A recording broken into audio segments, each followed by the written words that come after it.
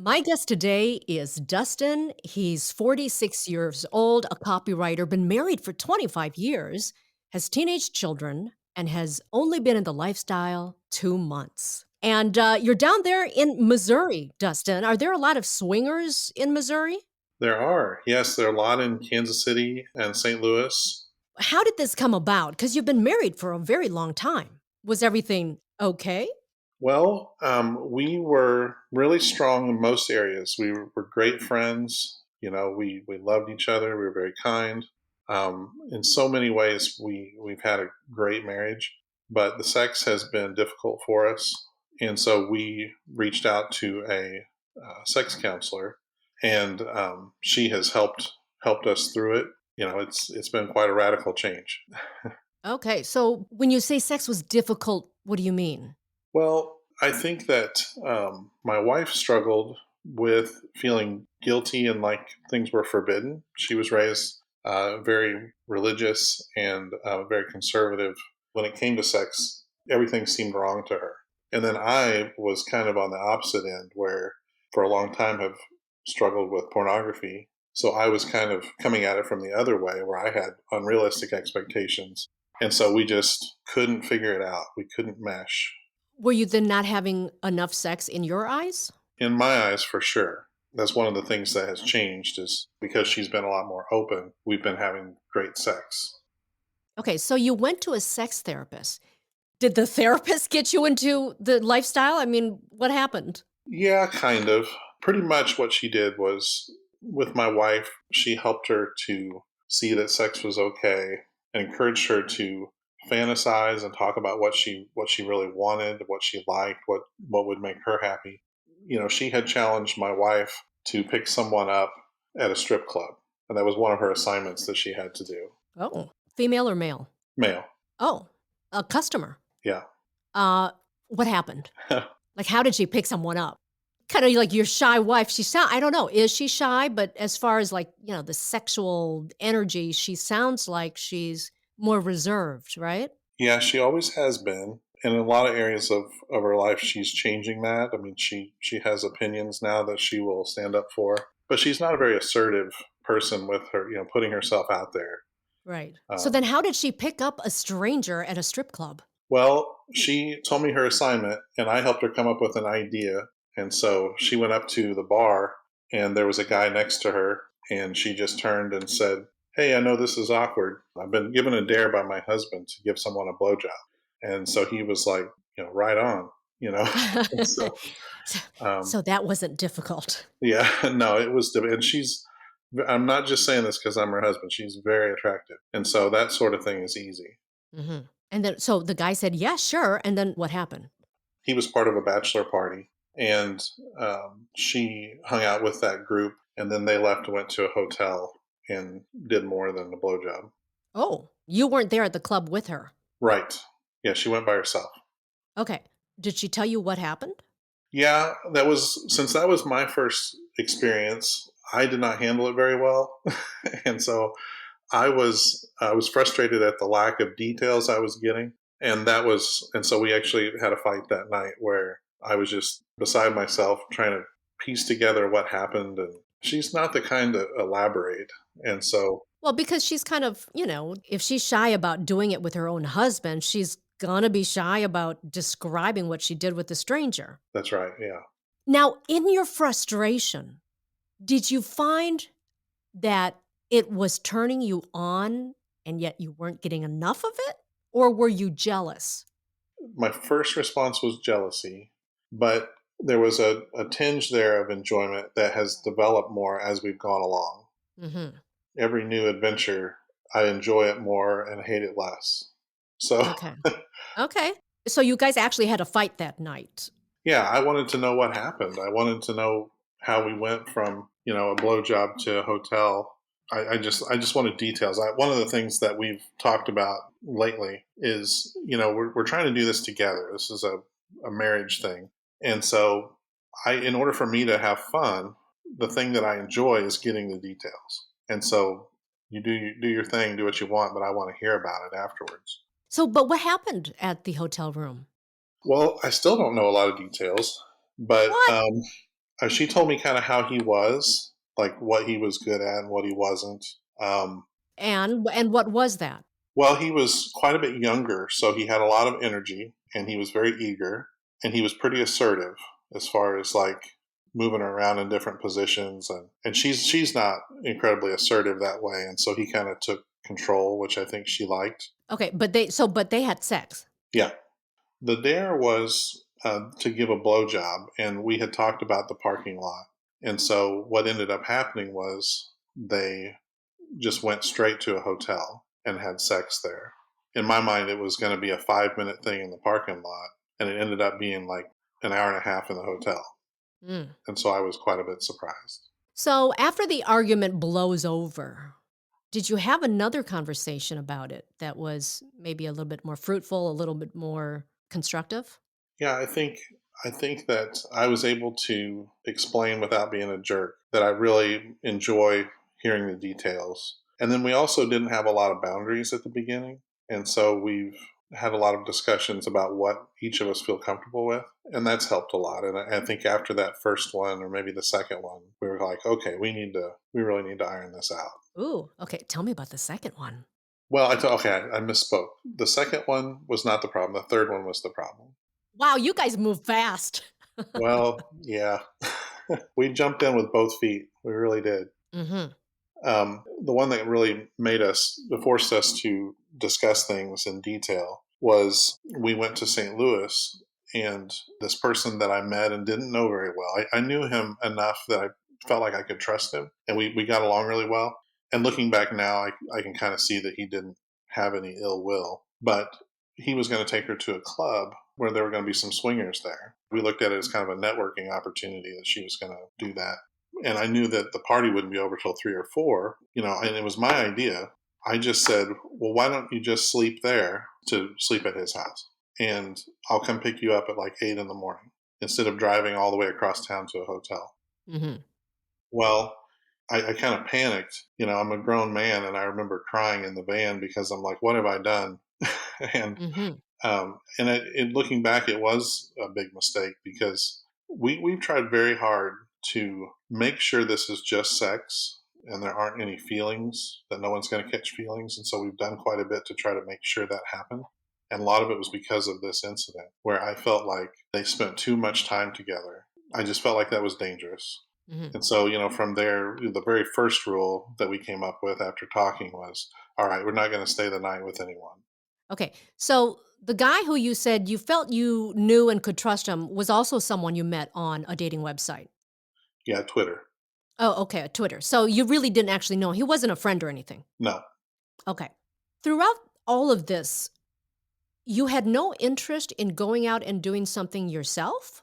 Well, I don't. I don't have a great explanation for it, but I don't have a strong desire to be with other people. I just really like my wife. And so I don't, I mean she's beautiful, she's sexy. I don't feel the need to go anywhere. And like I said, I get a lot of enjoyment out of what she's doing. Okay. My number one motivation is to help her have a good life, but the other motivation is that I get a kick out of it too. I Mhm. really enjoy it. Okay. And I hear that a lot. So then I'm going to get really personal, okay? Okay. Yes, yes, okay. When she comes home from a date, do you guys like get into it right away? Well, typically, we wanna have sex pretty soon. I know people have used the term reclaiming or reconnecting, Right. but as soon as possible, I want to bring it back to she and I together, that we are a unit. Okay. Does she shower up first? Or, you want to ravage her as soon as she gets in the house? She has showered, but typically, we just go for it. Right. Okay. Now, you described yourself to me as a stag and the wife as a hot wife. Yeah. You don't do anything. It's very one sided and it's all about the wife's enjoyment. Like you get something out of it. And when she's done playing with someone, you're good to go like immediately, right? Yeah. Does maybe because you're so new in the lifestyle, does maybe the term cuckolding kind of scare you or turn you off to admitting it? Well, I think so. I still don't know that I would consider myself that, just because the way I would define it is somebody that like enjoys humiliation, which I don't at all. And I think often come from a position of weakness. I think with cuckolds there's kind of this almost like a female led inferiority part to it. And that's not our dynamic at all. I satisfy my wife. She tells me that all the time. I hope she's not lying. Um, but I'm not coming from a deficiency or looking to be controlled. Most people think cuckolding is degradation, humiliation, you're not good enough for her because that's what we see mostly in porn but there's the other side of it where there's no humiliation, there's no degradation. Yeah. But it's very one-sided in that it's all about her enjoyment. And because so many people think kind of negatively about cuckolding that you don't wanna say that, yeah, that's what you're into, just because of, maybe misconceptions of what we have. You have no thoughts of having sex with other people? Well, it's not that I don't have any thoughts about it, and we're working that way. It's going to happen, and I'll probably join in for threesomes as well. But But so far you haven't yet. right, it hasn't happened yet, but we are working towards that. We've been pursuing couples, as much as we have for bulls, and that's our goal, because she very much wants to make sure that I am enjoying this, and she's ready for me to do that. She wasn't at first, but now she is. Oh, okay. So then when you say look forward to a threesome, is it with another man or with a woman? Just that I would join in when she's with a guy. Okay, so then it would be an MFM. Yes. How does she feel about you being with another woman? Well, she says that she's fine with it and she's all on board, but I'm trying to tell her it's not as easy as it seems. I thought I would be, perfectly okay with it too. Till it happens, you don't really know how you're going to handle it. You've only been doing this for 2 months, you say? Yeah. How many different partners has she had? Or how many play dates? How often has she done this? Well, I I don't know how much I should share, but um, Have you lost count? we've done plenty. She's been with, I'll say, over 10 guys, Mhm.